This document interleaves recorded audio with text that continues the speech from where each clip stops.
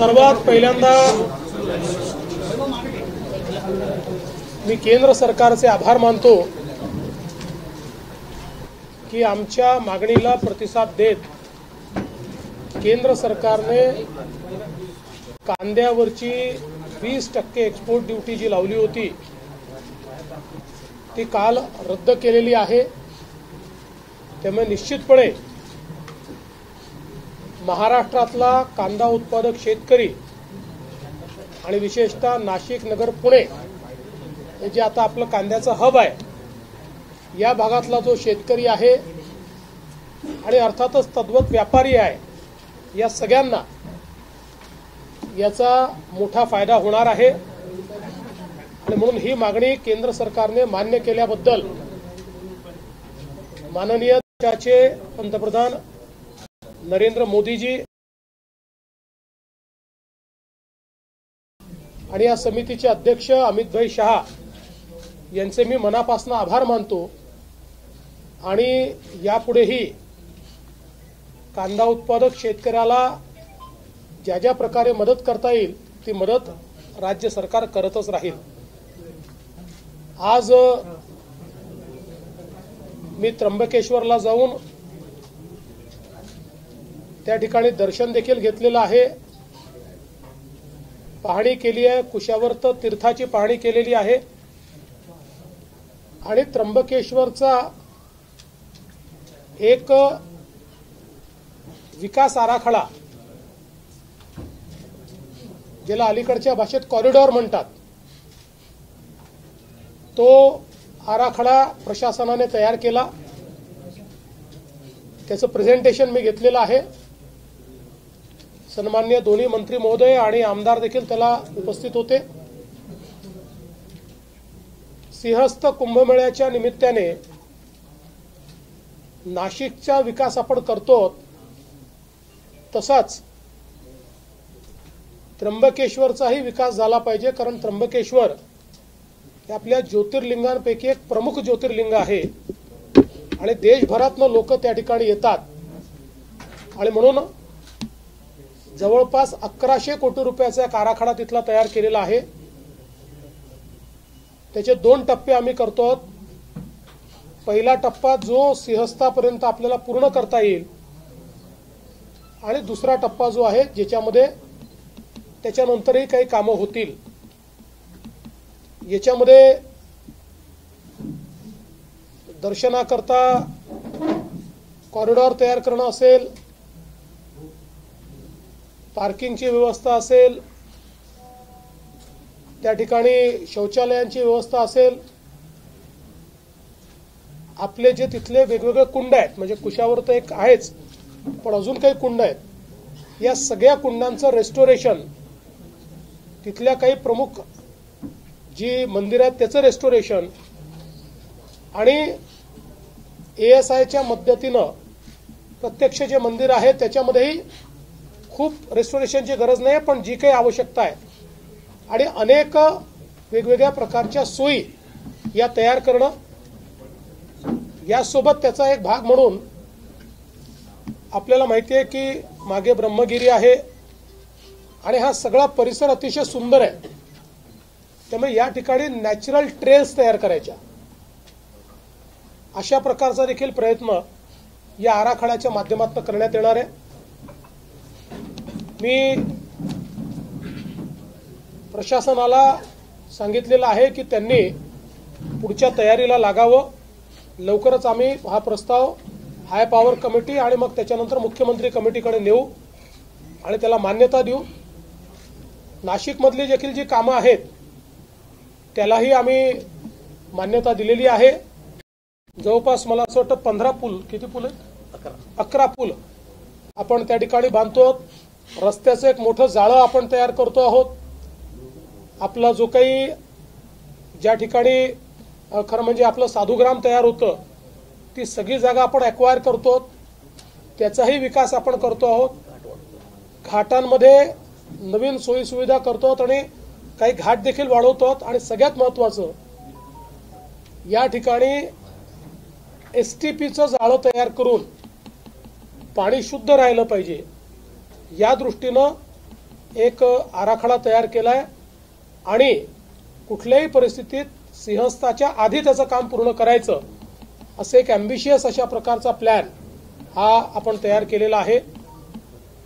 एकूणच जर आपण बघितलं तर खूप मोठ्या प्रमाणात या सगळ्या कामाला निधी लागणार आहे. पण आम्ही राज्य सरकार म्हणून मी असेल, आमचे शिंदे साहेब असतील किंवा अजितदादा असतील, आम्ही तिघांनी हा निर्णय घेतलाय की याला कुठल्याही निधीची कमतरता पडू द्यायची नाही. त्यामुळे त्याला आवश्यक तो सगळा निधी हा आम्ही उपलब्ध करून देणार आहोत. सगळ्यात वॉरफुटिंगवर एक विषय जो येतोय तो म्हणजे गोदावरीच्या प्रदूषणाचा. कारण शहरातलं सिवेजचं जे पाणी आहे ते थेट गोदावरीत जात आहे. त्या अनुषंगानं खूप महत्वाचं म्हणूनच सगळ्यात पहिल्यांदा तेच काम हातामध्ये घेतलेलं आहे. त्याच्यामध्ये RFQ ऑलरेडी झालेला आहे. आता त्याचा RFP प्रकाशित होतोय आणि कुठल्याही परिस्थितीत पुढच्या महिन्यात हे काम सुरूच झालं पाहिजे अशा प्रकारचा आपला प्रयत्न आहे. ज्याच्यामुळे मध्ये केवळ आपण जे पाणी कॅप्चर करतोय तेच नाही तर 24 नाल्यांचं पाणी देखील कॅप्चर करून तेही STP पर्यंत नेण्याचा प्लॅन आपण तयार केलेला आहे. त्यामुळे एकूणच एक समग्र अशा प्रकारचा प्लॅन आपण तयार केलेला आहे. जवळपास त्यालाच आपल्याला 1200 कोटी रुपये लागणार आहे. त्र्यंबकच्या साधू महंतांनी मागणी केली की उत्तर प्रदेशप्रमाणे तुम्हीच पूर्ण जबाबदारी घ्या कुंभमेळ्याची. माझी जबाबदारी आहेच, मुख्यमंत्र्याची जबाबदारी असतेच.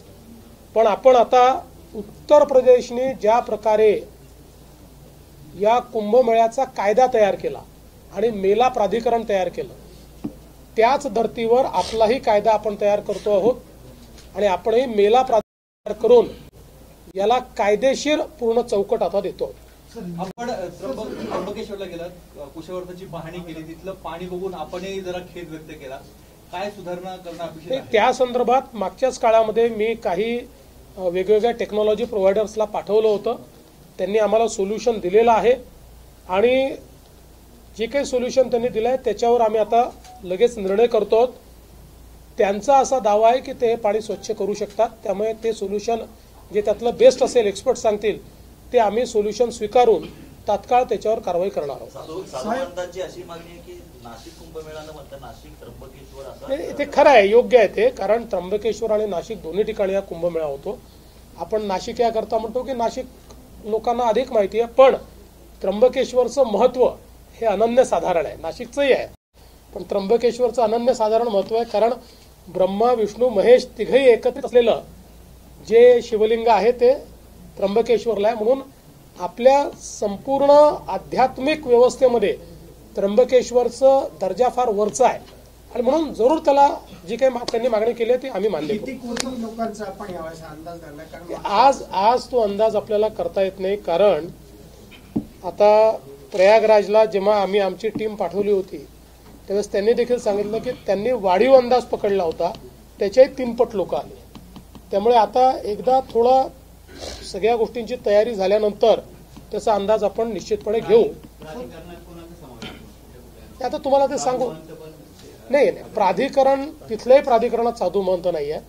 हे अगदी स्पष्टपणे प्रशासकीय प्राधिकरण आहे. कारण तुम्ही जर प्रोफेशनली कुंभमेळा मॅनेज केला नाही आणि जर दुप्पट तिप्पट गर्दी आली तर इथे अडचणी होऊ शकतात. त्यामुळे हे प्राधिकरण हे मॅनेजमेंटचं प्राधिकरण, अध्यात्माचं नाही आहे.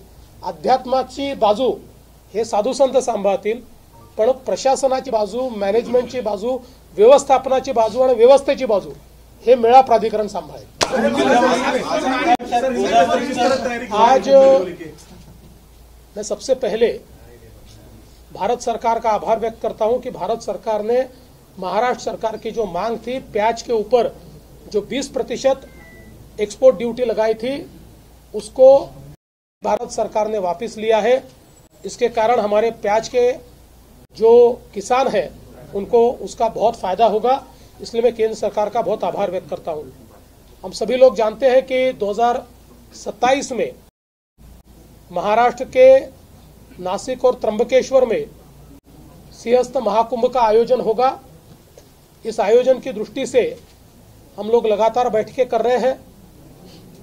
नासिक में क्या करने की आवश्यकता है इसका एक मास्टर प्लान हमने तैयार किया था जिसको हमने पिछले ही समय मान्यता दी है. उसके काम भी हम चालू कर रहे हैं जिसमें बड़े पैमाने पर यहाँ पर पानी साफ हो, इस दृष्टि से एसटीपी की व्यवस्था हो, रास्तों की व्यवस्था हो, ब्रिजेस की व्यवस्था हो, साधुग्राम की जो जगह है उसको अधिग्रहित करके वहां पर सारी व्यवस्थाएं खड़ी करनी हो, ये सारी व्यवस्थाएं हम लोग कर रहे हैं।